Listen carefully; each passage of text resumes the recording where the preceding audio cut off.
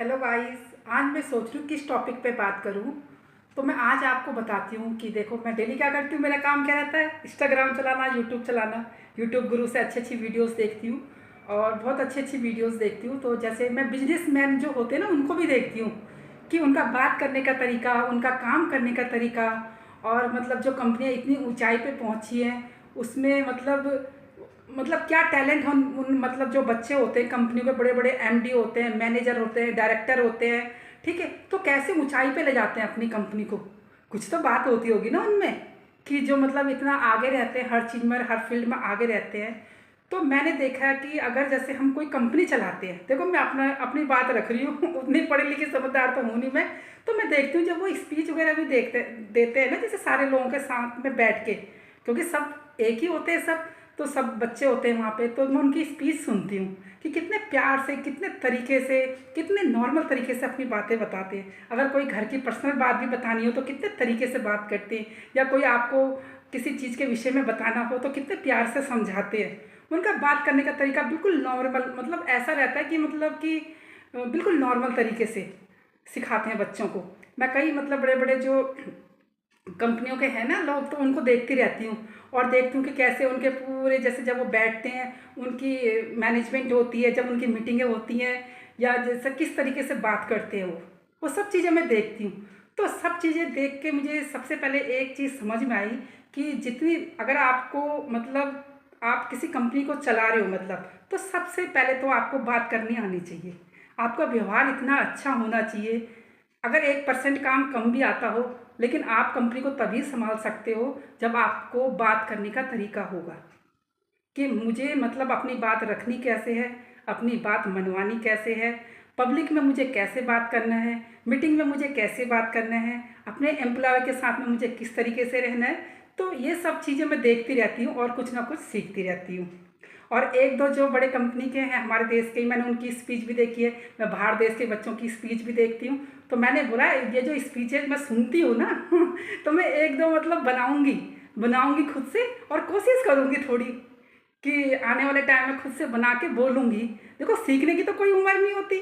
अब मैं खाली बैठी रहती हूँ तो कुछ अच्छी चीज़ें सीखनी चाहिए ना, जिससे हमें कुछ सीख मिले और मेरा भी मन लग जाता है।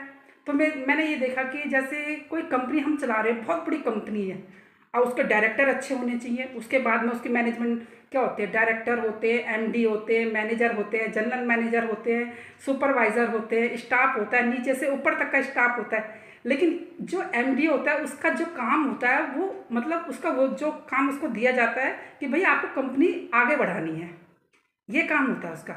अब वो एमडी बोलेगा कि भाई नहीं, क्या बोलते हैं, मैं क्या करूं कि सब कुछ मैं खुद ही कर लूँ, गाड़ी भी मैं खुद ही चला लूँ, घर पूरी ये कंपनी का सारा सब कुछ, मैनेजर का काम भी मैं कर लूँ, एमडी का काम भी मैं कर लूँ, डायरेक्टर का काम भी मैं ही कर लूँ, है सुपरवाइज़र का काम मैं कर लूँ, सारे काम मैं ही कर लूँ, तो कंपनी कैसे चलेगी बताओ।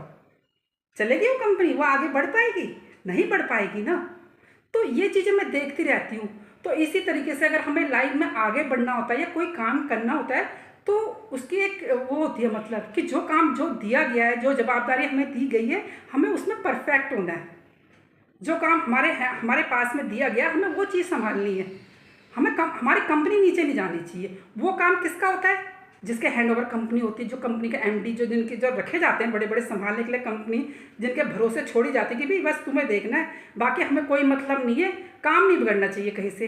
अगर वो एमडी पूरे सारे लोगों में प्रेशर देगा, नहीं भी मेरे हिसाब से ही चलो। देखो अगर मैं कोई काम हैंडल करती हूँ, चलो मेरे तो छोड़ो, मैं तो मामूली इंसान, पढ़ी लिखी भी नहीं हूँ, लेकिन मेरा मानना है कि अगर हम किसी के हैंड पर कोई काम देते हैं तो उसको थोड़ी आज़ादी देनी पड़ती है। भाई काम सही से होना चाहिए, जो चीज़ चाहिए सब चीज़ मिलेगी, लेकिन मतलब नीचे को नहीं आनी चाहिए कंपनी, ऊपर जानी चाहिए, नीचे नहीं आनी चाहिए।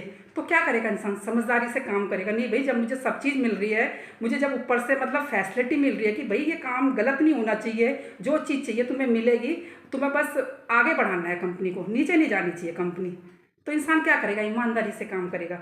लेकिन अगर हम इंसान पर ज़्यादा कंट्रोल करेंगे, प्रेशर बोलते ज़्यादा दबाव देंगे, प्रेशर देंगे, तो क्या करेगा इंसान? गुस्सा आएगा उसे, बाहर से तो हाँ जी सर, हाँ जी सर बोलेगा, और अंदर से गुस्सा आएगा, गालियाँ देगा देगा ना। लेकिन वही हम नॉर्मल तरीके से उसको बोलेंगे यार तू मस्त होकर कर काम, लेकिन बस काम सही होना चाहिए, तो खुश होकर बोलेगा नहीं यार सर तो कितने अच्छे हैं, हमारा कितना ध्यान रखते हैं।